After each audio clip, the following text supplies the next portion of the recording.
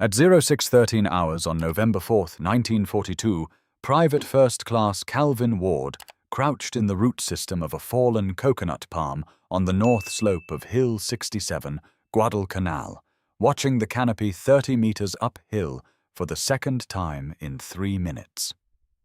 22 years old, a deer hunter from the hill country of White County, Tennessee. His issued M1. Garand sat in the supply tent back at camp.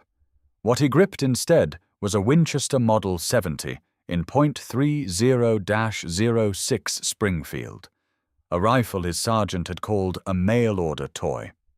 The scope mounted above the action was a Lyman Alaskan, 2.5 power, purchased from a catalog for $11. 3 American Marines had died on this hillside in the last 18 hours, each killed by a single shot from a position no one had yet located. The problem was not firepower. On Guadalcanal, the Imperial Japanese Army had deployed specially trained snipers in ways American infantry doctrine had never anticipated. They did not use elevated wooden platforms. They climbed into the high canopy and lashed themselves to limbs 40, 50, sometimes 70 feet off the jungle floor.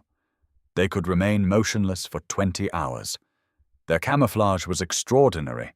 Fresh leaves stitched directly into their uniforms, faces darkened with earth, limbs bound so that even involuntary movement was controlled. Standard infantry scanning, eyes sweeping horizontally across a tree line at eye level, missed them completely every single time. The M1 Garand was accurate to 500 yards. But if you couldn't find the target, the range meant nothing. Ward had grown up reading elevation instead of street signs. He understood something most Marines in November 1942 were still learning. A sniper in a tree creates a downward shot angle.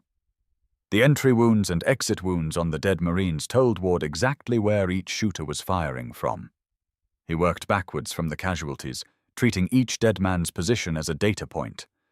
From the angle of impact, he could triangulate a cone of possibility in the canopy. Then he looked for what did not belong, a shadow on the wrong side of a branch, a shape with too much vertical symmetry, leaves that did not move the way the wind required them to move. He had tracked deer on frosted Tennessee ridgelines by the same logic. A bent stem, an absence where there should be something, a presence where there should be nothing. On the morning of November 4th, he found the first one at 0617 hours.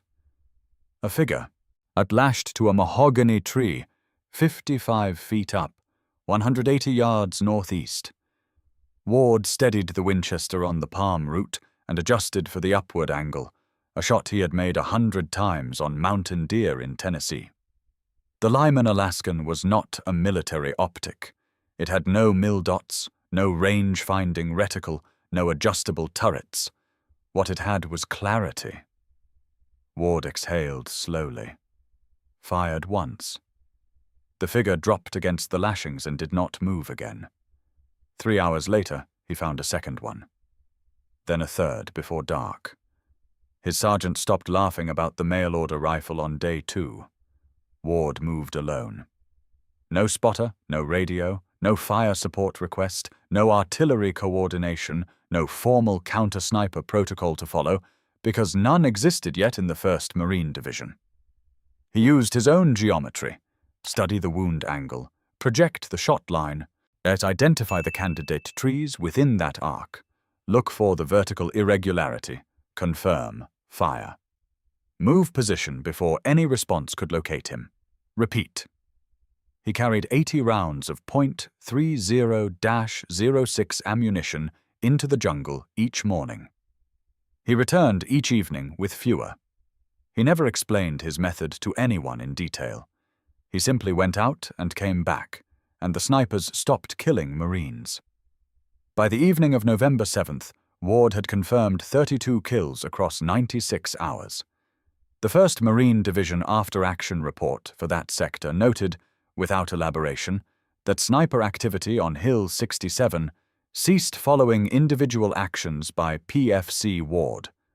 The report did not describe his rifle. It did not describe his method. 3 separate officers submitted Silver Star recommendations.